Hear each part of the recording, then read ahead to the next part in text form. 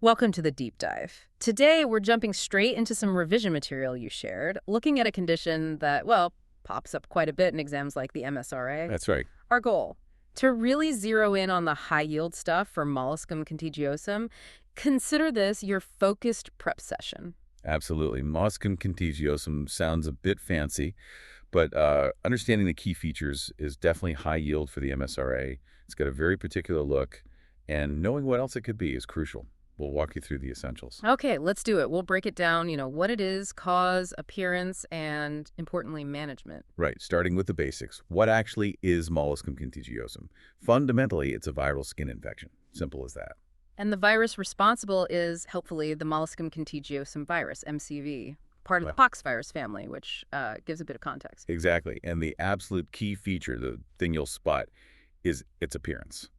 These small raised bumps on the skin, they're often described as flesh-colored or kind of pearly. And a really critical point right off the bat, it's very contagious. Spreads super easily through direct skin contact, right? And also things like shared towels. Yeah, exactly. Towels, flannels, sponges, anything that touches the lesions. That really explains, why certain groups get it more often. So let's dig into that a bit, the cause and how it works. Etiology and pathophysiology. It's all down to MCV, that DNA poxvirus. Right. It finds its way into the skin, usually through tiny little breaks or scratches, things you might not even see. Okay. And once it's in, it infects the outer layer of the skin, the epidermis. And transmission routes, again, direct contact is the big one, yeah. Direct skin to skin. Yeah. Also sexual contact, especially in adults, that's important. And those contaminated objects, fomites. Oh, and an interesting point, it only affects humans. Pets are safe from this one. That is good to know. So how does the virus actually make those little bumps appear? Well, that's the pathophysiology leading to the clinical picture. The virus causes these characteristic dome-shaped papules. And the absolute classic sign, the thing to nail for exams, is that little central dip or dimple. Umbilication, that's the term. Umbilication, right? Like a tiny donut or volcano. Pretty much. That visual helps. Yeah. And that dimple isn't just for show. It's packed with the virus. Oh, okay. So if it gets scratched or bursts, the virus gets out and can spread easily to other skin areas. That's auto-inoculation, infecting yourself. We should probably mention there are subtypes, MCV1 to 4, but MCV1 is like the most common one you'll see. Okay, so knowing that, who is actually most at risk? This feels really key for spotting cases. Definitely. Risk factors are clear. Close physical contact is number one. Think households, kids playing, contact sports. But critically for MSRA, always consider immunosuppression. Right, like HIV or Right. people on certain meds. Exactly. HIV, long-term steroids, chemotherapy, anything that weakens the immune response, they struggle to clear it, so you might see loads of lesions, or they just hang around for ages. And it's much more common in children, isn't it? Oh, yeah, especially young kids. And another big link, kids with atopic dermatitis, eczema. Why is that? Well, their skin barrier is already compromised, kind of leaky, making it easier for the virus to get in and spread like wildfire once it's there. Swimming pools are often mentioned too, maybe shared equipment or just the water environment helping spread. And contaminated objects, again, towels, toys, and as we said, sexual contact for adults. Got it. So, prevalence. How common is this thing, actually? It's very common worldwide, including the UK. The stats show it peaks in kids age 1 to 10, but also that second peak in sexually active young adults. Okay. In UK general practice, something like over 90% of cases are in kids under 15. We're talking maybe 2-10% incidence in children, perhaps 5-12% prevalence at any one time. So, yeah, you will see this. And that immune link, again, significantly higher in people with HIV, right? Up to like a third. Yes, that 5-33% prevalence range in HIV really highlights how important immune status is. It tells you if you see really extensive or unusual molluscum, you need to think about underlying conditions. So let's bring it all together. Clinical features. What do you actually see? Okay, so you see those small, firm, dome-shaped papules, usually pink or pearly, maybe translucent, and always look for that central umbilication, that defining dimple. And size. Typically small, maybe 2 to 5 millimeters across. But worth remembering, in someone with advanced HIV/AIDS, they can get much bigger. Giant molluscum, sometimes over 1 centimeter. And location matters too, doesn't it? Differs between kids and adults. Hugely important clue. In children, think face, neck, arms, trunk, and especially the flexors armpits behind the knees. Classic spots. In adults, if it's sexually transmitted, you're looking at the genital area, pubic region, inner thighs, lower abdomen, though you can get them elsewhere, even rarely inside the mouth or on eyelids. What about the history? Anything key there? Yeah, the incubation period can be quite long and variable, maybe 2 to 8 weeks, sometimes longer, from exposure to seeing the bumps. And crucially, you're infectious as long as you have visible lesions.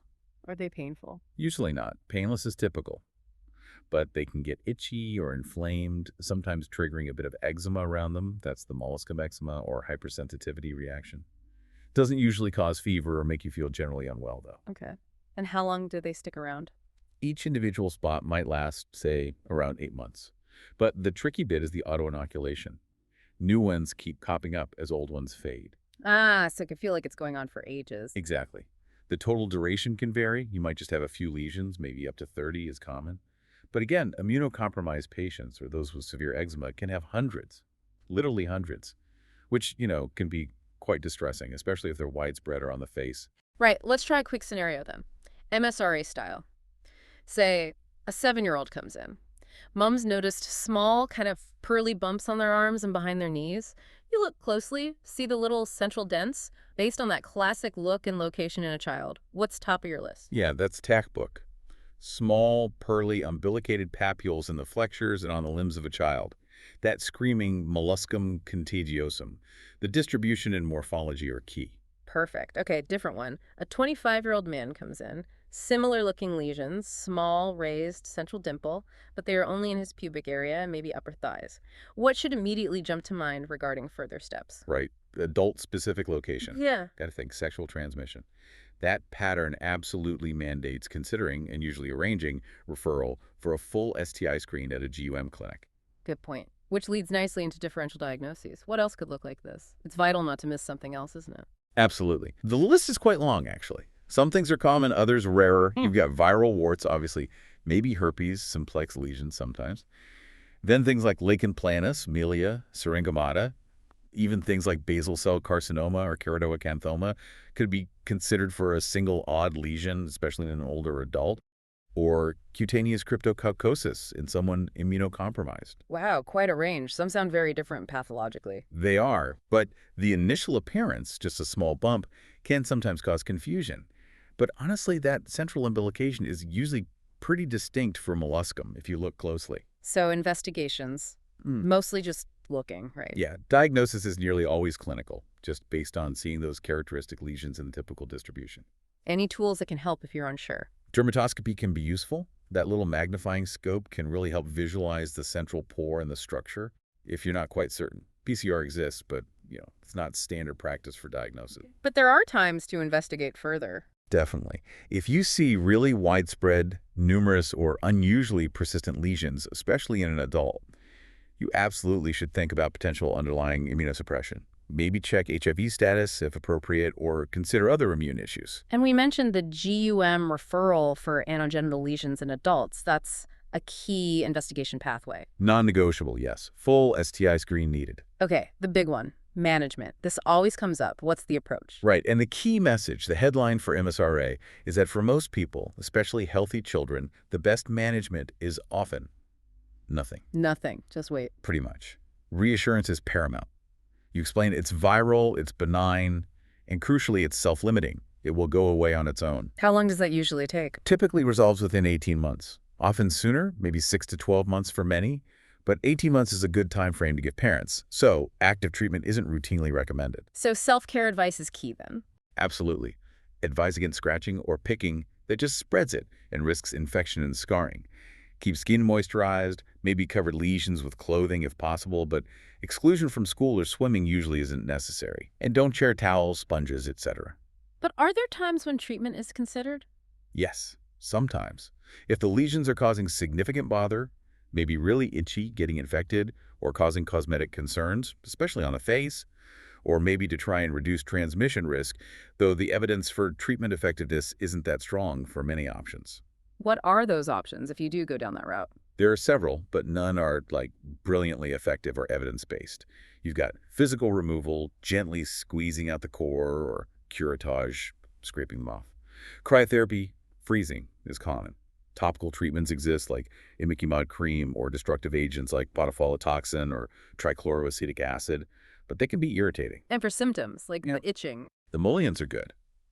If there's that molluscum eczema, a mild topical steroid can help calm the inflammation around the lesions. And if they look infected red, crusty, pus-like, then a topical antibiotic might be needed for a secondary bacterial infection. So, reiterate self-care. Don't scratch, don't share towels, use condoms for anogenital lesions, Mhm. and manage expectations, especially with parents asking for treatment. Exactly. Acknowledge their concerns, but explain the natural history and the limited evidence, plus potential side effects like pain or scarring from treatments. It's often a shared decision, but leaning towards watchful waiting in most kids. Okay, management scenario. Mom brings her 6-year-old in with typical molluscum on the trunk. She's very worried, wants them frozen off immediately. What's the best first step? First step is definitely reassurance and education. Explain what it is, that it's harmless, very common, and will resolve by itself. Discuss the self-care measures. Only then, if it's causing significant issues or distress despite this, would you cautiously discuss treatment options, outlining the pros and cons. Got it. And another one. A patient with known HIV has hundreds of molluscum lesions over their face and body, and they're not getting better. Referral pathway. That's a clear trigger. Extensive persistent molluscum in HIV needs urgent referral to their HIV specialist or an infectious diseases team. Managing the underlying HIV is key to controlling the molluscum. Let's quickly recap those referral red flags again. Vital for exams. Okay. 1. Extensive persistent lesions in known or suspected HIV. Refer urgently to HIV specialist. 2. Lesions on the eyelid margin are causing a red eye, conjunctivitis. Refer urgently to ophthalmology. 3. Any anogenital lesions in an adult, refer routinely to GUM for STI screening. Perfect. So prognosis, generally good news. Excellent prognosis, right? It goes away on its own, typically 6-18 months in healthy folks. Yep. Just remember, new ones can pop up as old ones go, so it might seem longer. It can take longer in kids with bad eczema, and potentially years in the immunocompromised if their condition isn't well managed. And finally, complications. Are there any major worries? Generally minimal. The main things are a secondary bacterial infection, usually from scratching. which can lead to scarring. Exactly. Scarring is often from the scratching or secondary infection, sometimes from treatments, too. Persistence and extensive lesions in the immunocompromised is a complication in itself. Then you might get discomfort, irritation, that molluscum eczema reaction, and sometimes significant emotional distress depending on location and number. And the I1 conjunctivitis if it's on the eyelid. Right, that specific ocular complication. Okay, let's quickly sum up the super high yield points for MSRA prep. Right, viral infection, MCV, classic look. Small, pearly, dome-shaped papules with central umbilication. Common in kids, immunocompromised, sexually active adults, different distribution. Diagnosis is usually clinical, just look. Management. Mostly reassurance and watchful waiting, it's self-limiting. Know the treatments exist but aren't routine. And absolutely know those referral red flags. Widespread in HIV, eye involvement, anogenital in adults. Perfect. So for your MSRA prep, focus on recognizing that, look, knowing the risk groups, understanding the self-limiting nature, and memorizing those key referral points. Nail those, and you're in a good place for molluscum questions. We really hope this deep dive has helped crystallize those key points for you from the material.